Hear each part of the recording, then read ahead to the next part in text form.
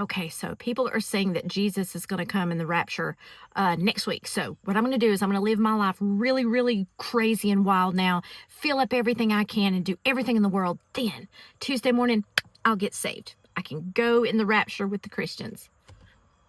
It does not work like that. We need to stop focusing so much on the end times and trying to figure out the day that Jesus is going to rapture the church. Trying to figure out the day that tribulation is going to start. Stop living in the future. What we need to do right now, stop everything you're doing. What you need to do right now is make sure that you have a relationship with Jesus. Make sure that you have accepted his gift of salvation, because without doing that, you will not go to heaven. We have to have that personal relationship with Jesus. We can't just believe in God. We can't just believe in Jesus. We can't just believe in heaven or hell or the devil. We can't just read our Bible and go to church. You have to be saved. You have to acknowledge and believe that God sent Jesus to this world to live his life perfectly without sin, so he could be sacrificed for all of mankind, all of humanity's sin, present and future. That is how. And then you ask for forgiveness from your sinful life, and you pick up your life and you choose to follow Jesus. That doesn't mean that you're going to be sin-free. That's not what that means at all. That means that you know that you love Jesus, that you are going to try to live right and follow him. Because when we decide to live our lives and we think we're going to have years, say somebody said, well, Jesus is not going to, return. It's not going to be the rapture next week. I think it's going to be this way. I think it's going to be another 10 years, another 5 years. And then people are like, whew, I've got time. No, you don't. We're not promised the next breath. Anything could end our lives here on this earth, and God is the only one that knows it. And what the Bible says is be ready for Jesus' return. Always look up. Did you ever think that means in our personal lives as well? Not just the end times. We're supposed to have the oil in our lamps full, burning, our light shining bright. Always be waiting for Jesus. Always be watching for Jesus. Always be waiting, because you never know. Always be ready. Always be watching for him, because you don't know what event, what illness, what circumstance may take you from this world at any second.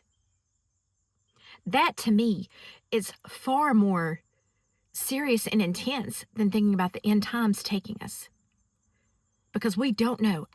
We do not know. Nobody knows. Don't think that you have the next breath to be able to say, I'll get saved tomorrow.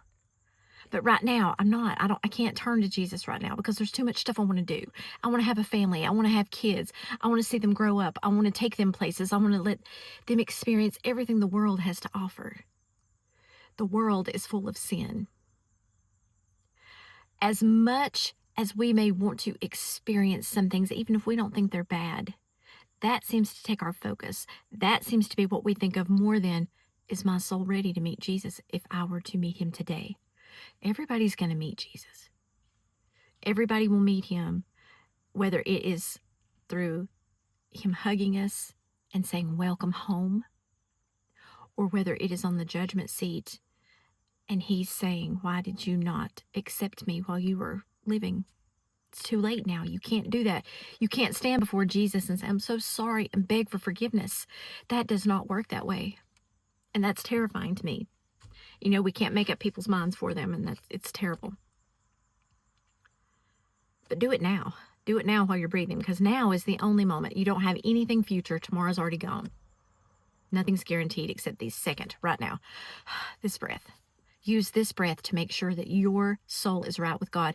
If you're confused, maybe you're not spending enough time with God to hear, to find out, to know, to feel confident, to feel peaceful.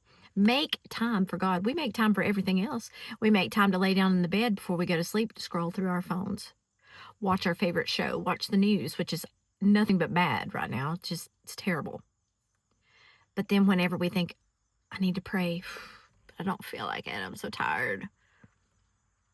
God doesn't do that with us. He doesn't say, I'm too tired. I don't want to have anything to do with you. He's ready. He is eager. He wants us. He's just waiting for us to speak to him.